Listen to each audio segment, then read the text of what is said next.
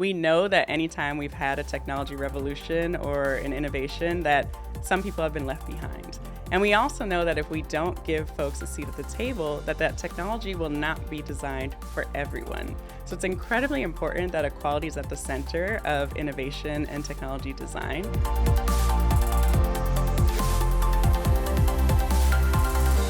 Today, I'm speaking with Ali Siegel, SVP and Chief Equality Officer at Salesforce.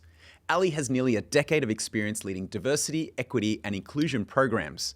She was a founding member of Salesforce's Office of Equality and led the company's Business Resource Group strategy, drawing from her experience as a past global president of BoldForce. Welcome, Ali. Thanks for joining us today. Hi, Alexandra. So happy to be here with you. Well, Ali, tell us, you've got an interesting role. Maybe not everyone around the world understands what it is. What is a Chief Equality Officer? Yes, I'm super honored to have the title of Chief Equality Officer. It's actually a job title that I helped write years ago, maybe 8 or 9 years ago. And to be the Chief Equality Officer means to be in a position to open up access and opportunities to those who traditionally don't have the same, and ensure that everyone feels included and has an opportunity to succeed in the workplace and beyond. So when you think about that, how do you measure success? What are the key metrics that matter? Well, we look at the data. Data is important in everything that we do to make sure that we're measuring progress and holding ourselves accountable. So we look at representation data, and we have goals. We have company-wide goals. For us, it's for gender globally and race and ethnicity in the U.S. But we also look at other dimensions of diversity, such as LGBTQ status. We look at ability status, veteran status, et cetera. So that's really important for us. But also the impact. So how do our employees feel? We track sentiment to see if our programs are having an impact. We also look at things like retention and advancement. Are our programs actually helping our employees to stay and advance in their careers? So it's really interesting. And I guess as you look around the world, I remember actually when I spent time in the US, we were tracking the underrepresented minorities. And being a Latino, I remember we were tracking towards that as well. That's not the same around the world. What are the metrics and does it change around the world? Absolutely. What I've found in my experience around the world and speaking on diversity inclusion, but also engaging with the local teams, is that it just changes depending on the context, but the core is still the same. At the core, we want to make sure we're building companies and workplaces that reflect the world around us, and we want to make sure, again, that everyone feels included in the workplace and beyond. And so that may look different. It may look a little different in Sydney than it looks in Tokyo, than it looks in New York, but still the core is the same. And so we aren't able to track race and ethnicity in every single region. That said, we do have what we call business resource groups, and they represent our underrepresented identities in those different regions, which is really fantastic. Now tell me, actually, the business resource groups, I think you helped set some of that up back in the original time at Salesforce. What is it? And tell us, how can companies leverage that? Absolutely. I'm very passionate about business resource groups, known as employee resource groups in many other companies. So these are groups that are self-organized by our employees, and they're really driven to create safe spaces for underrepresented communities in the workplace and to help amplify and advance the causes that are important to them. When I started at Salesforce, we had a few employee resource groups that were super grassroots, just a bunch of passionate employees who were focused on just creating a better world, creating a better company for their communities. And I joined BoldForce, which is our Black organization for leadership and development. And it was actually through BoldForce that I met the community and my community of mentors and sponsors and advocates that I still have today, not just from BoldForce, but also from many of the peer employee resource groups, business resource groups as well. And what I think is really incredible is that although people may not think about it this way, business resource groups can be leadership incubators because those employees are actually leading teams, global teams of volunteers. Now, Ali, you've been traveling all around the world. I saw recently you're in Japan, you're in India. Is all of this, and especially the business resource groups, is it the same impact around the world? Do people feel it in the same way? I think travel is a great way to open up your aperture, immerse yourself in different cultures, and test your own biases and assumptions. And I had such an amazing time in both Japan and India recently.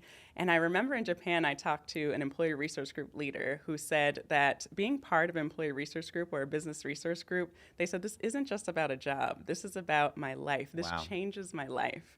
And I think that's so important to remember. We hear a lot of scrutiny about DEI, does it matter, do we need it? But we absolutely do, because this is having such an impact on our communities. Similarly, in India, we had an event called Trailblazing Women. And so to look out and see a room full of women who were so inspired, many of them saying that they'd never heard from so many C-suite executive women in one day in one room, that was just so powerful, and it reminds me every day on why we do the work that we do.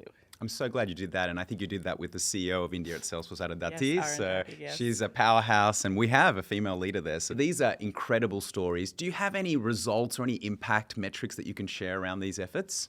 Yes, it's really amazing. In Japan, we did a survey for our employees. And something that we found is that in our office, 56% of the employees who identify as LGBTQ, they actually feel comfortable being out in the workplace. And that's compared to the national average of 8%. Oh my goodness. So Okay. yes, I want that to be 100%, but I think it just shows you that we're really creating an environment where people feel safe and where they feel they can be their authentic selves. So tell me, obviously, like that, there are challenges in embedding equality into tech. So what are we doing? Well, we're in a really pivotal time for the world, and especially when we think about technology and technology innovation. We know that anytime we've had a technology revolution or an innovation, that some people have been left behind. And we also know that if we don't give folks a seat at the table, that technology will not be designed for everyone. So it's incredibly important that equality is at the center of innovation and technology design. We have an amazing ethical and humane use team and a responsible AI team that's really thinking about how do we make sure that diversity, ethics, trust is at the center of our technology creation and testing. Something that I'm really proud of and excited about, we've been talking about our business resource groups and how they actually support and advance our business. They have actually created a pilot group of our employee and business resource groups to partner with our responsible AI team so that when new technology is developed, they are the frontline testers. Now tell me, I love sharing a good Salesforce on Salesforce story and what we're doing, but what about our customers? Have you seen any examples of anyone doing things the right way here? Yeah, absolutely. Actually, we were just on a panel called Women of Impact, and I was on the panel with this incredible leader, the CEO and founder of MoonHub, which is a company that is focused on opening up access to opportunities and jobs using AI. And she talked a lot about how we talk so much about fear with AI. We talk so much about how it can widen equality gaps. But we don't talk enough about the opportunity and how we can actually use AI to mitigate bias, to build bridges, to bring opportunities to people and people who don't tend to get those opportunities. So that was very inspiring. Wow, that's incredible. And I love that we were doing that and we're talking about that. But obviously you mentioned your team is always trying to ensure that no one is left behind. With folks listening in, we have the pleasure of having some of these teams, like the Office of Ethical AI. Can someone set that up at their own organization? Like, what advice would you give to them of how they might go about this? There's so much information out there. We have a lot of great resources on Trailhead to get started. And a lot of it is making sure that we're putting the skills needed to succeed in this future of AI into the hands of people who need it. There's so much research that shows that, yes, of course, AI is going to maybe replace jobs, displace jobs, but they're also going to create new jobs. And the people who are going to succeed with this new, job market are the people who have AI literacy at the core. And so making sure that we have initiatives that are there to reskill and upskill not just employees, but also the communities beyond our four walls is so important. So we have at Salesforce upcoming our first ever, we have two exciting events. Okay. Let's plug those. Yes.